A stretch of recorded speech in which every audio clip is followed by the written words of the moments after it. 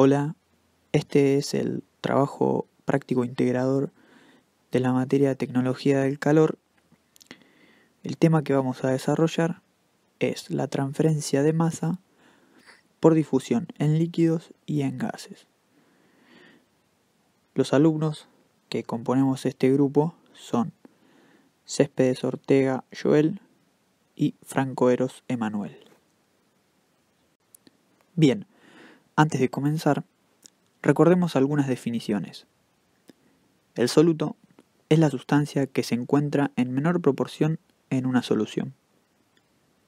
El solvente es la sustancia que se encuentra en mayor proporción en una solución.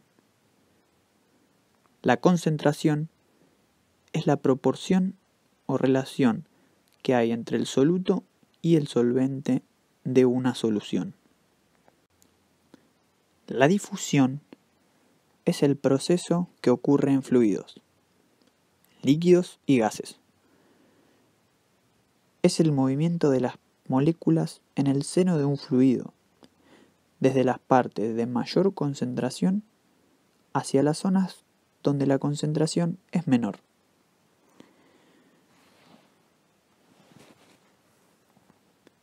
Tenemos un recipiente con agua y añado moléculas de tinta. Se va a observar un movimiento neto de la tinta que va a tender a ocupar todo el volumen del agua.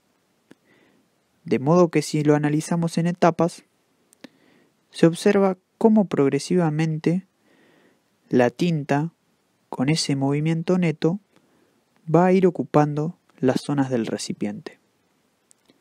Luego, las moléculas de tinta van a seguir moviéndose, pero se va a observar una concentración equilibrada del soluto, que en nuestro caso es la tinta, en todo el volumen del agua, que sería nuestro solvente. Otro ejemplo en el cual podemos observar este fenómeno es cuando una persona entra en una habitación con un perfume puesto. Al cabo de un tiempo, el aroma del perfume se va a esparcir por todos los lugares de la habitación, aunque esta persona no se haya movido por toda la habitación. Este fenómeno se da por el movimiento propio de las moléculas.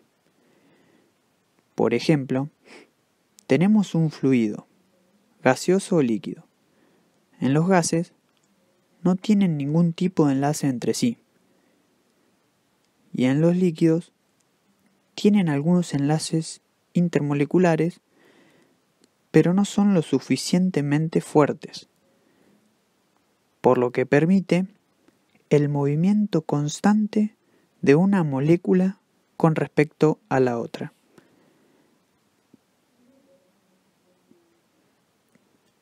Debido a que la difusión química es un proceso de transporte neto, el sistema en el que tiene lugar no es un sistema de equilibrio.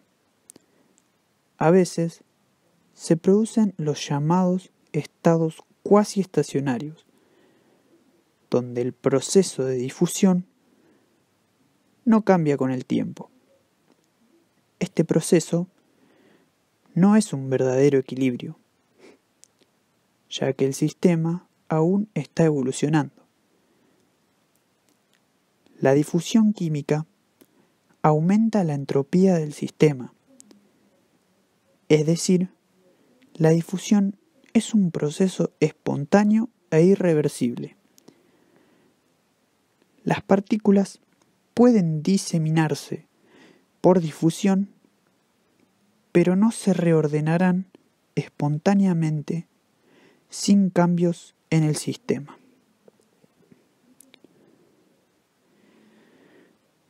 Bien, sabemos que, por la teoría cinético-molecular, tanto de los gases como de los líquidos, que mientras mayor es la temperatura del fluido, mayor es el movimiento de las moléculas.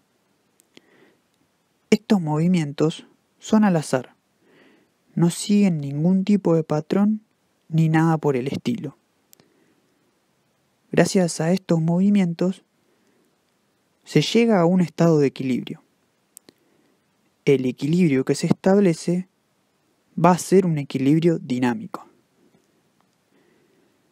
La concentración va a tener de un modo global el mismo valor en todas las partes del volumen del solvente.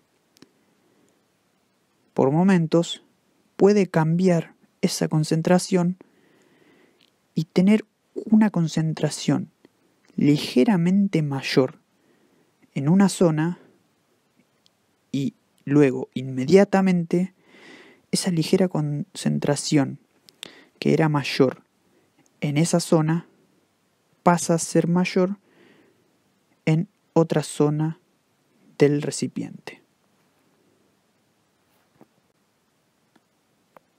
En el proceso de difusión, cada molécula individual se mueve en línea recta hasta que choca con algo, choca con otra molécula o choca contra las paredes del recipiente. Luego rebota y sigue en otra dirección. Lo que nos determina la velocidad de esa molécula gaseosa es la ley de Graham, que nos dice que la velocidad de difusión de un gas es inversamente proporcional a la raíz cuadrada de su peso molecular. Primera ley de Fick. Establece que en una solución de dos o más componentes, el flujo molar relativo es proporcional a la razón de cambio en la concentración y el área perpendicular a la dirección de flujo molar. Si los componentes están en reposo, el sistema se encuentra en estado estacionario y la difusión tiene un único sentido. Esta ley tiene limitaciones o intervalos para su aplicación. Tales límites están condicionados. Uno de ellos es que el sistema esté sin movimiento. Por ejemplo, dos componentes A y B en iguales concentraciones, su flujo de difusión será opuesto entre sí, dando un flujo neto nulo, es decir, un n igual 0. Otra limitante está en una mezcla binaria de un solo componente A y un componente B en estado estacionario. El flujo neto del sistema corresponde solamente al flujo del componente A, es decir, solo el componente A tuvo el fenómeno de difusión, mientras que el componente B estuvo sin alteraciones. Otra limitación es la existencia de un flujo molar de régimen no estacionario de un componente A que provoca una variación de concentración molar debido a la difusión. Si se aplica un balance de materia, se llega a la segunda ley de Fick. Esta ley se usa para cuando el fenómeno de difusión tiene un régimen no constante, en donde los coeficientes de difusión no varían con el tiempo. Esta ley establece que la velocidad o razón de cambio de la composición del sistema es igual al producto de un coeficiente de difusión por la velocidad de cambio del gradiente de concentración. La ecuación de la segunda ley de Fick queda expresada de la siguiente forma. Una característica de la ecuación es la presencia de la función error. Esta función matemática existe por definición y tiene utilidad para dar soluciones a la segunda ley de Fick. Esta función se encuentra tabulada de la misma manera que las identidades trigonométricas y los factores usados en ciencias estocásticas, como lo es la probabilidad y la estadística. El fenómeno de difusión es un mecanismo de transferencia de masa que acciona en los tres estados de la materia conocidos. Las ecuaciones de Fick antes expuestas son para difusión unidimensional. Para sistemas bidimensionales y tridimensionales es necesario hacer uso de ecuaciones vectoriales que simplifican el cálculo, pero eso no anula las leyes de Fick antes expuestas. Gracias.